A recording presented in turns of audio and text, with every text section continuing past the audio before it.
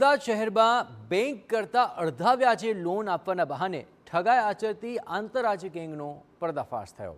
છેતરપિંડી કરતી ટોળકીના 4 આરોપીની પોલીસે ધરપકડ કરી છે। આ ચારેય આરોપીઓની ટોળકીએ અનેક વેપારીઓને ચૂનો લગાવ્યો હતો। આ આરોપીઓએ બોડકદેવ અને સેટેલાઇટ વિસ્તારમાં ખોટી કંપનીના નામથી ઓફિસ ભાડે રાખી હતી અને પછી વેપારીઓનો ફોન પર સંપર્ક કરીને ઓફિસ પર બોલાવતા અને અડધા વ્યાજે લોન આપવાની લાલચ આપતા। વેપારીઓને વિશ્વાસમાં લઈને લોન પેટે સ્ટેમ્પ ડ્યુટી ફીના નામે લાખો રૂપિયા પડાવતા। આરોપીઓ આસામના એક વેપારીને બોડકદેવથી ઓફિસમાં બોલાવીને 100 કરોડની મોર્ગેજ લોન આપવાની લાલચ આપી સ્ટેમ્પ ડ્યુટીના નામે 35 લાખ રૂપિયા પડાવી લીધા। તો તમિલનાડુના વેપારી પાસેથી 29 લાખ પડાવ્યા।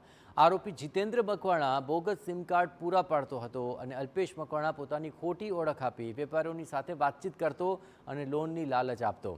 अन्य 2 आरोपी केयूर और शैलेष ऑफिस बॉय तरीके काम करता था, જ્યારે કે 2 आरोपी हजू फरार है।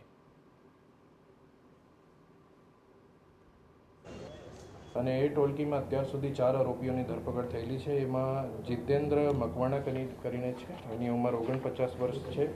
એ આણંદ ડેપોમાં બસ કંડક્ટર તરીકે નોકરી કરે છે। અને બીજો આરોપી અલ્પેશ મકવાણા છે, એની ઉંમર 38 વર્ષની છે અને 12મી ધોરણ સુધી ભણેલા છે અને હાલ બેકાર છે। ત્રીજો આરોપી કયુર પટેલ છે અને એ આણંદના રેપિડો ચલાવે છે અને એની ઉંમર 40 વર્ષના છે। અને ચોથા આરોપી છે શૈલેષભાઈ પરમાર અને એની ઉંમર 48 વર્ષના છે અને ધોરણ 12 10મી સુધી